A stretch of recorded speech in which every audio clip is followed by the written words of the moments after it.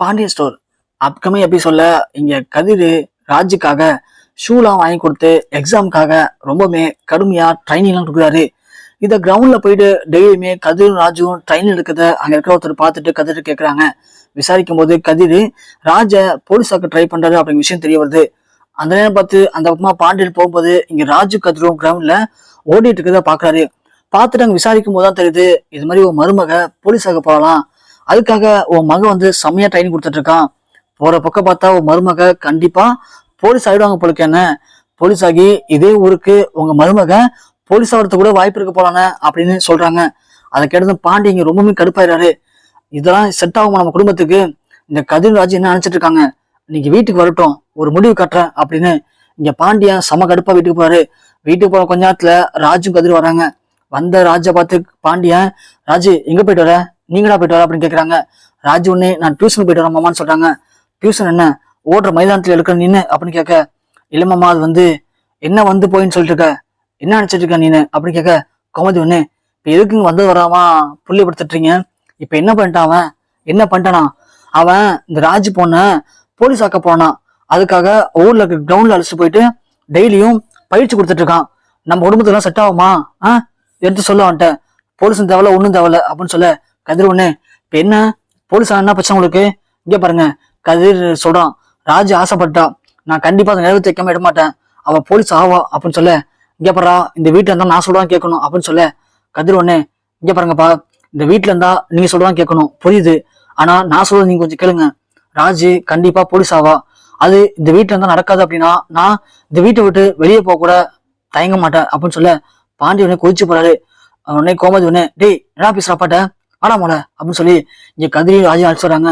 அழைச்சு வந்துட்டு கதிர்ட்டு சொல்றாங்க கோமதி, என்னடா பேசிட்டு இருக்க, அப்பாட்ட எப்படி ஏத்து இப்ப என்ன சொல்றாரு அவரு, ராஜு போலீஸ் ஆக வேணாம்னு சொன்னாரு, இதெல்லாம் தப்பு இருக்கு அப்படின்னு கேட்க, இங்க கதிர் ஒண்ணு என்னம்மா என்ன நினைச்சிட்டு பேசுற நீனு, இல்ல நீ என்னதான் நினைச்சிட்டு இருக்க, அப்போ நீங்க நடக்கிற மட்டும் நினைக்கணுமா, இல்ல கேட்கறேன், நீதான் அன்னைக்கு சொன்ன திருப்புன்னு வந்து ராஜு கல்யாணம் பண்ணிக்கன்னு சொல்லி என்ன வற்புறுத்தினேன், நான் கல்யாணம் பண்ணிக்கிட்டேன், அதுக்கப்புறமா ராஜு கூட சேர்ந்து வாழ்ன்னு சொன்ன வாழ்ந்துட்டு இருக்கேன், இப்போ ராஜ வந்து நீ போலீஸ் எல்லாம் ஆகக்கூடாதுன்னு சொல்ற, இப்படி எங்களுடைய சுய விருப்பத்தெல்லாம் யோசிக்க மாட்டீங்களாமா, நீங்க என்ன நினைக்கிறீங்களோ அது மட்டும் தான் செய்யணுமா அப்படின்னு கேட்க, கோமதி ஒண்ணு என்னடா கதிர் இப்படி பேசுற, அப்ப என்னம்மா ராஜு போலீஸ் ஆகணும்னு ஆசைப்படுறா, அவளை போலீஸாக பார்க்கணும்னு நான் ஆசைப்படுறேன், கண்டிப்பா அவ போலீஸ் ஆவா, அவ கூட இருந்து நான் அவளுக்கு பக்கத்துணையா இருக்க போறேன் அவ்வளவுதாம்மா அப்படின்னு சொல்லிடான்.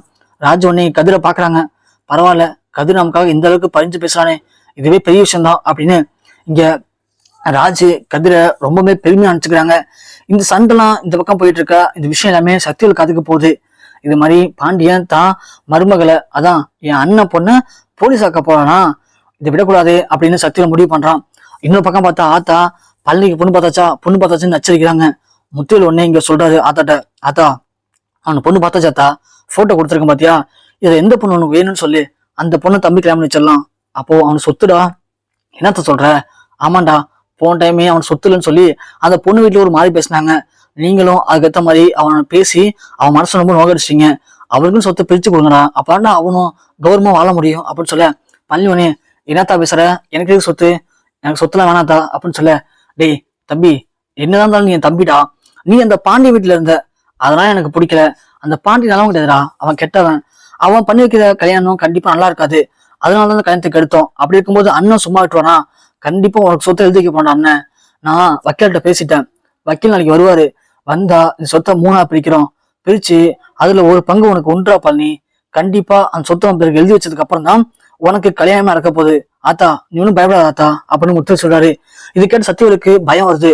ஓ அப்படி போதா கதை, சொத்தை வந்து 3ஆ பிரிக்க போறீங்களா, இந்த பாக்கெட் போறவன் என்ன பண்ணா, இத்தனை வருஷமா பாண்டியன் கடையில மளிகை கடையில பொட்டனை போட்டுட்டு இருந்தான், இந்த பக்கம் வந்திருப்பானா, வந்திருக்கே மாட்டான், அண்ணன் அடிக்கடி அங்க போறேன் இங்க போறேன்னு போயிட்டாரு, ஆனா இந்த மொத்த சொத்தையும் இத்தனை வருஷமா காப்பாத்தி கவுந்து பண்ணி வச்சுக்கிறது நானு, விட்டுருந்தா இந்த முத்துவேலு எப்பயோ மனசு மாதிரி தான் பொண்ணுக்கும் தான் மனைவிக்கும் பால் சொத்தை கொடுத்திருப்பாரு, ஆனா இப்படி யாருக்குமே சொத்து போகாம ரொம்ப பத்திரப்படுத்தி வச்சுக்கிறது நானு, இப்படி இருக்கும்போது சொத்தை வந்து நீங்க 3ஆ பங்கு போடுவீங்களோ, அப்போ என் புள்ள எங்க போறது, ஐயோ முத்துவேலு நீ உன் பொண்ணோட சேர்ந்துட்டனா சொத்தை உன் பொண்ணுகிட்ட கொடுத்துருவ, என் பையன் நடுத்தருக்கு வந்துருவான் அப்படின்றதுதான் உன் பொண்ணை உன்கிட்ட ஒட்ட விடாம பாத்துட்டு இருக்கேன், அப்படி இருக்கும்போது சொத்தை நீ 3ஆ பங்கு போடுவீங்களோ, ஓகே இதுக்கு முதல்ல ஒரு பிளான் பண்றேன் அப்படின்னு சொல்லிட்டு சத்துவேல் பிளான் பண்றான்.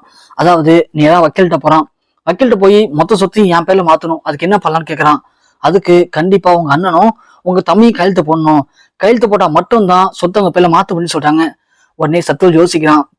உடனே இங்க குமாரை கூப்பிட்டு, டே குமார் இங்க வா, வக்கீல்கிட்ட சொல்லி நான் சொன்னேன்னு மொத்த சொத்தையும் என் பேருக்கு மாத்தணும், அதுக்கு பத்திரம் ரெடி பண்ண சொல்லு. அதுல எப்படிப்பா பெரியப்பா கையெழுத்து போடுவாரு, அதை நான் போட வச்சுக்கிறேன்டா, நீ போய் ரெடி பண்ணாப்பான்னு சொல்லி ரெடி பண்ண சொல்றாரு. இங்க குமாரும் போய் ரெடி பண்ணி எடுத்து வந்துடுறான். பா இதுதான்ப்பா அப்படின்னு சொல்ல உடனே சத்துவேலு திரும்ப லாயிட்ட போயிட்டு ஒரு முக்கியமான டீலிங் ஒண்ணு இருக்கு, அதுக்கு 2 பத்திரம் ரெடி பண்ணுன்னு சொல்லி 2 பத்திரத்தை ரெடி பண்றாரு. ரெடி பண்ணி அந்த பத்திரத்தோட மிக்ஸ் பண்ணி வைக்கிறாரு. வச்சுட்டு இங்க சத்துவேல் என்ன பண்றாருன்னா, டே குமார் இங்க பாத்துக்கோ, இது இருக்கிறது ஒரிஜினல் பத்திரம், இந்த பத்திரத்தை நீ எடுத்துட்டு போய் வெளியில ஒரு ஜாஸ் கல்ல வச்சுக்கோ, புரியுதா? நாளைக்கு நான் இந்த அக்ரிமெண்ட் பத்திரத்துல அண்ணன்ட்ட கையெழுத்து வாங்குவேன், பழனிட்டு கையெழுத்து வாங்குவேன். அப்படி வாங்கும்போது திடீர்னு ஏதோ ஒண்ணு பண்ணி இந்த பத்திரம் சரியில்லை, பத்திரத்தை மாத்தணும் அப்படின்னு சொல்லிட்டு ஒன்று சொல்லுவேன். நீ போய் பத்திரத்தை வக்கீல்கிட்ட வாங்கிட்டு சொல்லிட்டு போயிட்டு ஜாஸ் கடைக்கு போயிட்டு ஜாஸ் எடுக்கிற மாதிரி இந்த பத்திரத்தை மாத்தி எடுத்து வந்துரு. எடுத்து வந்ததுக்கு அப்புறமா இந்த ஒரிஜினல் பத்திரத்துல திரும்பவும் முத்துவிட்டு சைன் வாங்கிடுவோம். சைனை வாங்கிட்டோம்னா மொத்த சொத்தையும் என் பேர்ல மாத்திடலாம். அப்புறம் இவங்க 2 பேரும் அடிச்சு துரத்தி விட்டுடலாம், புரியுதா அப்படின்னு சொல்லிட்டு அடுத்த முத்துவிட்ட சொல்றாங்க. அண்ணன் நம்ம மில்லுக்கு ஒரு புதிய ஆர்டர் வந்திருக்கேன், அது ஒரு அக்ரிமெண்ட் மாதிரி போட்டிருக்காங்க, படிச்சு போட்டு கையெழுத்து போடுவாங்க அப்படின்னு சொல்ல இங்க முத்துவேல் படிச்சு பாக்குறாரு. படிச்சு பார்த்துட்டு ஓகேடா அப்படின்னு சொல்லுவோம்.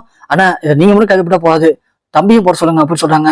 அவன் ஏன்டா போடணும், இருக்கட்டும்ண்ணே, இனிமே இந்த வீட்டுல ஒருத்தன ஆயிட்டால, இனிமே அவனுக்கு கம்பெனில என்ன நடக்குது போகுது அப்படிங்கிறது தெரியணும், அதனால அவனையும் கையெழுத்து போட சொல்லுங்க, இருக்கட்டும்ண்ணே அப்படின்னு சொல்றாங்க. சரிடா அப்படின்னு சொல்லிட்டு முத்துவோட ஃபர்ஸ்ட் கையெழுத்து வாங்குறாங்க. அடுத்தது பழனி கிட்ட வேணும் சத்துவேல் தப்பா கையெழுத்து வாங்குறான். வாங்கிட்டு டேய் பழனி தப்பா கையெழுத்து போட்டு பாரு, இது வரையுது, டேய் குமார் இதை போயிட்டு ஜாஸ்கல் ஒரு ஜாஸ் எடுத்துட்டு இதை கொஞ்சம் சரி பண்ணிட்டுறப்போ அப்படின்னு சொல்லி அமுச்சிடுவோம். கரெக்டா குமார போயிட்டு அதே பத்திரத்தை மாத்த போறாரு. அப்பன்னு பார்த்து அதே கடையில நம்ம ப்ரௌசிங் சென்டர்ல ராஜுக்கு எக்ஸாம் அப்ளை பண்றதுக்காக கதிர் வந்திருக்கான். கதிர் அப்ளை பண்ணும்போது அங்க குமார் வரத பாக்குறாங்க. குமார் உடனே ஆஹா கதிர் நிக்கிறானே அப்படின்னு சொல்லிட்டு குமார் கதிரை பார்த்துட்டு டக்குன்னு பக்கத்துக்கு போயிடுறாரு. இங்க சத்துவேல் போன் அடிக்கிறாரு. ஏதாச்சு வாங்கிட்டியா? அப்பா குமார் நிக்கிறான்ப்பா, அதான்ப்பா தள்ளி நிக்கிறேன். டே இப்ப அங்க போகாத, அவனை கண்டுபிடிச்சிருப்பானுங்க, கொஞ்சம் தள்ளி அவன் போனதுக்கு அப்புறமா பத்திரத்தை எடுத்துருவான் அப்படின்னு சொல்றாங்க. இங்க கதிர் இங்க பாத்துறான். ஏன் அவன் பம்பு நம்மள பாத்துட்டு அப்படின்னு சொல்லிட்டு, அண்ணன் அவர் எதுக்கு வந்தாரு, ஏன் அங்க நிக்கிறாரு அப்படின்னு கேக்குறாங்க. இல்லைங்க ஒரு பத்திரத்தை கொடுத்துட்டு போனாங்க, நான் வாங்கிக்கிறேன்னு சொல்லிட்டு அந்த பத்திரம் தான் இருக்கு, அதான் எடுத்து வச்சுட்டேன், ஆனா வராம அங்கேயே நிக்கிறாரு அப்படின்னு சொல்ல உடனே சரிங்க அப்படின்னு சொல்லிட்டு திரும்புறாங்க. டக்குன்னு ராஜு பாத்துறாங்க. ராஜு பார்த்துட்டு கதிர் வம்சத்தை பாரு அப்படின்னு சொல்ல பார்த்தா மொத்த சொத்தையும் என் பேருக்கு எழுதி தரேன் அப்படிங்கிற மாதிரி சத்தியவேல் எழுதிருக்கிறது ஃபுல்லா படிச்சு பார்த்தாங்க ராஜு. ஓ அப்படி போதா கதை அப்படின்னு சொல்லிட்டு இங்க ராஜு அந்த பத்திரத்தை எடுத்துக்கிட்டு தாங்கிட்ட இருக்கிற வேற ஒரு A4 ஷீட்ல எழுதி அங்க வச்சிடறாங்க. அதை தெரியாம குமார் இவங்க போனதுக்கு அப்புறமா அதை எடுத்து நேரா போறாங்க. பார்த்தா இங்க முத்துவேல் சைன் பண்ண போறாரு. சத்தியவேல் சொல்றாரு, அண்ணன் அந்த பத்திரத்தில் தம்பிக்கு மாத்தி போட்டானே, வேற பத்திரம் ரெடி பண்ண இருக்கேன், சைன் போடணும் அப்படின்னு சொல்றாங்க. சரிடா சத்தியவேல் அப்படின்னு சொல்லிட்டு வாங்கி கைட்டு போலான்னு போகும்போது முத்துவேல் பாக்குறாரு, என்ன இது ஃபர்ஸ்ட் வந்தப்போ பத்திரமா இருந்துச்சு, இப்ப பேப்பரா இருக்கு அப்படின்னு சொல்லி என்ன எழுதிருக்கு அப்படின்னு படிச்சு பார்க்கும்போது தான் இருக்கு. இது மாதிரி உங்களுக்கு உங்க தம்பி துரோகம் பண்றாரு, உங்களுக்கு நம்பிக்கை இல்லைன்னா இந்த நம்பருக்கு கால் பண்ணுங்க, நான் உங்களுக்கு அதுக்கான ஆதாரத்தை அனுப்புறேன் அப்படின்னு போட்டிருக்கு. முத்துவேல் சத்தியவேல் ஒன் சைடு இருப்பா அப்படின்னு சொல்லிட்டு அந்த நம்பருக்கு போன் பண்றாரு. உடனே பார்த்தா ராஜி அந்த பத்திரத்தை போட்டோ எடுத்து வாட்ஸ்அப் பண்றாங்க. முத்துவேல் என்ன வாட்ஸ்அப் வந்திருக்கு அப்படின்னு படிச்சு பார்க்கறாரு. பார்த்தா இது மாதிரி ஒட்டுமொத்த சொத்தையும் என் பேருக்கு மாத்துறதுக்கான பத்திரத்தை பார்த்தோம். இங்க முத்துவேல் சமஷாக்கா வருது. சத்தியவேல் என்ன சத்தியவேல் இது அப்படின்னு காட்டி கேட்க, அண்ணா அது அது சொல்லும்போது, ஏண்டா உன்னை போய் கூட தம்பி தானே நினைச்சேன், நீ எங்களுக்கு இப்ப துரோகத்தை பண்ண எதிர்பார்க்கவே இல்லடா, சி நீதான் தம்பியாடா அப்படின்னு சொல்ல ராஜு அப்பதான் உள்ள வராங்க. பாத்தீங்களாப்பா இப்பயாச்சும் புரிஞ்சுக்கிட்டீங்களா, எங்களுக்கு உங்க சொத்து வேணாம், என் புருஷன் கஷ்டப்பட்டு சம்பாதிக்காரு, எனக்கு அதுவே போதும். ஆனா உங்க தம்பி நீங்க எல்லாத்துக்கும் மேல நினைச்சிட்டு இருக்கீங்க. ஆனா அவரு எப்படியாப்பட்ட கேட்ட வேலையை பார்த்திருக்காரு பாருங்க, நீங்களே பாருங்க, இந்தாங்க ஒரிஜினல் பத்திரம் அப்படின்னு சொல்லி இங்க ராஜு காட்டுறாங்க. முத்தியில் படிச்சு பார்த்ததும் சம ஆத்திராடாரு. சக்தி ஹேய் உன்னை யாரையும் வெளியே உள்ள விட்டா வெளியே போய் மோல அப்படின்னு சொல்ல, டேய் நெல்டா மோல, அவன் என்ன வெளியே போனோம், அவன் என் பொண்ணுடா, அவளுக்கு மேல நான் என் ஆத்தாவுக்கு மேல உன்னை தம்பின்னு சொல்லி எவ்வளவு நம்பிக்கையா வச்சிருந்தேன். ஆனா நீ கூட இருந்து குளிப்பைக்கு நினைச்சிருக்கல, சி நீதான் தம்பியாடா, நீ போட உங்களை வீட்டு விட்டு வெளியே, உனக்கு சொத்துல ஒரு நைய பைசா கிடையாது, வீட்டு வெளியே போடா, நீ மட்டும் போய் வீட்டை விட்டு வெளியே போற, இப்பயே போலீஸுக்கு கால் பண்ணி சொல்லி உன்னை பிடிச்சி உள்ள ஊத்திக்கு போட்டுருவேன் அப்படின்னு சொல்ல இங்க சத்தியவேலுக்கு என்ன பண்ணன்னு தெரியல. அடைச்ச மொத்த சொத்தையும் ஆட்டை போட நினைச்சோம், கடைசி கட்டத்துல இந்த குமார் சொதப்பினதுனால ஒட்டுமொத்தமா மாட்டிக்கிட்டோமே, இப்ப என்ன பண்ண தெரியாம சத்தியவேலு, அண்ணன் மன்னிச்சிருந்தேன், தெரியாம பண்ணிட்டேன், நான் தப்பு பண்ணிட்டேன், என்ன மன்னிச்சிருந்தேன், நான் உன்னை விட்டு எங்கன்னா போவேன் அப்படின்னு முத்திவேல் காலை பிடிச்சி கதறாரு சத்தியவேலு.